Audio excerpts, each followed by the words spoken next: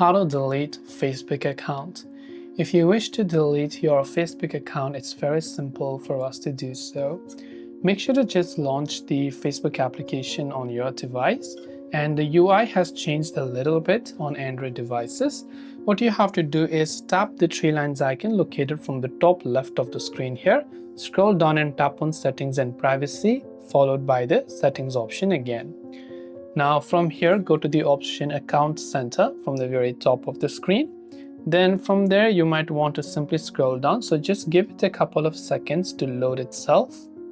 And from here, select Manage Account. From the Manage Account tab, select the option called Deactivation or Deletion. So just wait and tap on the Manage button, and from here select Deactivation or Deletion.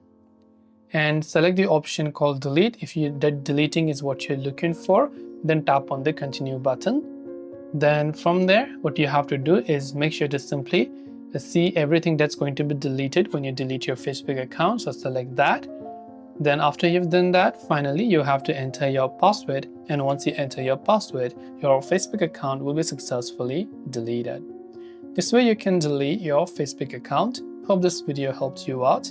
If you have got any further questions, do feel free to leave them down below. Thank you for watching till the very end, and see you soon in the next video.